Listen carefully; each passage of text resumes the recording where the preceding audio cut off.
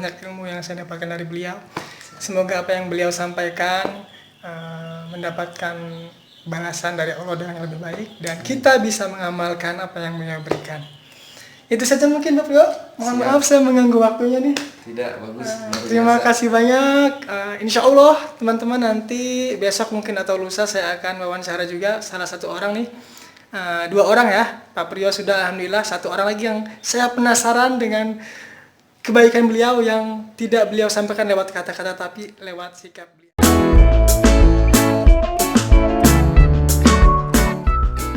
Bismillahirrahmanirrahim. Assalamualaikum warahmatullahi wabarakatuh. Selamat siang menjelang sore semuanya. Hari ini hari Senin Bu ya. Hari ini hari Senin tanggal 27 April 2020. Komariahnya tanggal 4 Ramadan. Sesuai dengan janji saya kemarin, saya akan mewawancarai salah satu orang. Kemarin kan 2, ini yang kedua nih, orang kedua. Saya mendapatkan ilmu kehidupan dari beliau tapi tidak melalui kata-kata dari beliau, melainkan hanya dari sikap saja. Saya pernah bilang kan bahwa nasihat yang melalui sikap itu sangat masuk ke hati ketimbang hanya dengan kata-kata saja. Tadinya saya ingin wawancara kepada orangnya langsung. Beliau adalah Pak Jarod, guru fisika, namun karena beliau malu katanya, jadi beliau menyarankan coba wawancara istri beliau katanya.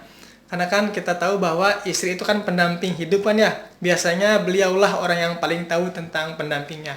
Nah, pada siang hari ini alhamdulillah istri Pak Jarod sudah ada di samping saya. Insyaallah. Beliau Bu Ninin dari 2007 sudah di Nurul Fikri Boarding School Cinangka Serang Banten. Beliau pengajar bahasa Inggris dari Madiun. Itu ya. Pada kesempatan siang hari ini saya ada beberapa pertanyaan, mungkin 3 atau lebih lah. Yang ingin saya tanyakan ke Bu Ninin tentang Pak Jarod tentunya. Nanti Bu Ninin jawab apa ada saja yang Bu Ninin tahu tentang Pak Jarod. Biasa, selama 3 tahun saya di Nurul Fikri ini, saya perhatikan beliau itu seperti itu. Bicaranya sedikit banget. Tapi sekali bicara beliau hanya yang penting-penting dan yang perlu-perlu saja. Namun ketika mendapatkan amanah, mendapatkan pekerjaan, dia selalu 100%, bahkan 100%. Yang ingin saya tanyakan adalah Pak Jarod seperti itu apakah memang semenjak menikah dengan Bu Ninin sudah seperti itu, atau mungkin ada suatu hari Bu Ninin menasihatkan beliau hingga Pak Jarod itu akhirnya talk less do more seperti itu, sedikit bicara tapi kerjanya luar biasa. Bagaimana Bu? Kalau di awal nikah ya memang orangnya sedikit bicara gitu. Dari apa? Saya akhirnya tahu kalau memang orangnya tuh pendiam gitu. Dari awal dikenalin juga ini orangnya nggak banyak ngomong nih gitu, pendiam gitu. Terus saya juga orangnya kan pendiam juga sebenarnya, nggak banyak ngomong juga. Jadi klop lah ya. Jadi klop. Mungkin kalau di luar terlihatnya seperti itu ya, terlihatnya emang sedikit bicara. Tapi sebenarnya kalau di rumah itu bicaranya banyak sih, gitu, banyak bicara gitu. Kemudian kalau apa ya, mungkin kalau di luar talk less, tapi unek-unek yang disimpan sama Pak Jarod itu diceritakan di rumah gitu. Misalnya ada kesel sama seseorang, nggak puas dengan seseorang ataupun dengan suatu pekerjaan gitu, suatu hal gitu, ya di rumah curhatnya gitu. Tuh. Oke, tapi saya pikir itu wajar Bu ya. Karena kan untuk mencurahkan hati itu tentunya istri ya kan ya. Istri ataupun pendamping hidup saling berbagi ketika misalkan nanti ada kesal atau apa, bisa diredakan oleh pendamping itu. Nah, seperti itu memang ya. Iya. Itu, jadi memang dari dulu Pak Jarod sudah seperti itu ya? Iya, memang dari dulu seperti itu. Bicaranya sedikit. Nah, berarti memang pembawaan beliau memang seperti itu, alhamdulillah. Sikap yang luar biasa menurut saya. Oke, saya sambil nyontek nih ya. Ke yang kedua. Menurut Bu Ninin ya, atau mungkin Pak Jarod pernah menasihatkan Bu Ninin, apa sih arti penting dari sedikit bicara itu, Bu?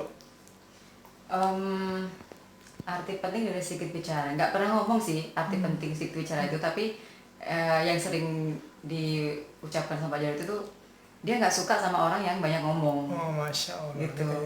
Ada alasan nggak Bu kenapa misalkan nggak suka banyak pada orang yang banyak ngomong atau gimana? Apa ya? Nggak tahu, saya nggak pernah nanya tuh.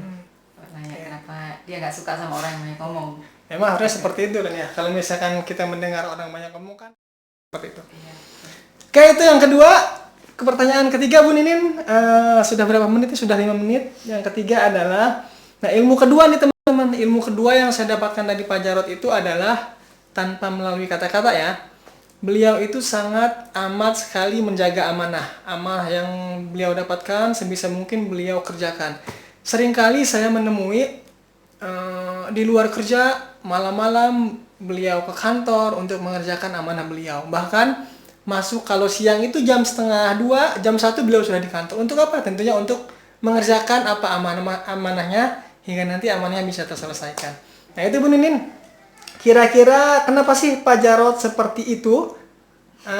Bu ini kan paling banyak tahu nih. Saya tuh sebenarnya ingin nanya ke Pak Jarod, cuma kan Pak Jarodnya nggak ini. Apa ya? Mungkin kalau dari dulu sih masa kerjanya emang buat dia mungkin karena punya pengalaman yang harus keras. Jadi untuk dapat satu pekerjaan itu, dapat duit itu dia harus bekerja dengan keras itu dulu pengalamannya dulu. Kalau mau detailnya kerja keras seperti apa nanti Pak Niko tanya aja ke Pak Jarod seperti apa gitu. Nah kalau selama di awal-awal itu kan Pak Jarod sebenarnya ngajar di Bimbel NF ya. Di Bimbel NF itu demi untuk pekerjaan itu ya dia harus bolak-balik gitu dari NF ke sana ke Serang gitu. Nah itu salah satu bagaimana komitmennya dia menjaga komitmen. Kemudian kalau di sini ya memang begitu, ke pekerjaannya sendiri dia punya target, misalnya minggu depan saya harus laporan ini, ya udah harus selesai gitu. Saya pun juga digituin sama dia, bahkan ini didorong lebih keras lagi kayaknya. Terus kalau misalnya kerjaan apa ya, nggak setengah-setengah sih sebenarnya orangnya.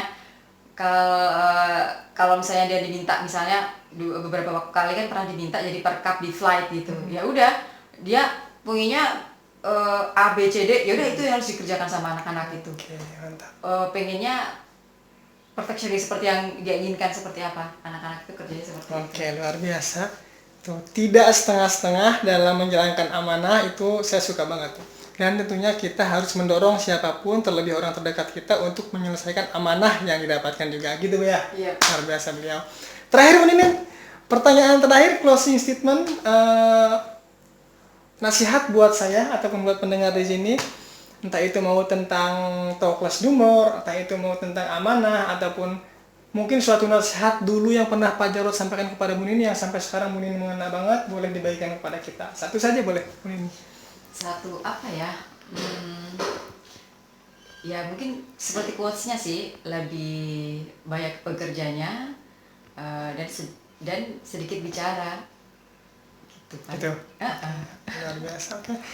Itu teman-teman, alhamdulillah walaupun tidak dengan Pak Jarod, tapi insya Allah 90% sudah tergali lah apa yang saya ingin dapatkan dari beliau, dari pendamping hidupnya, dari bidadari Pak Jarod, dari Bu Ninin.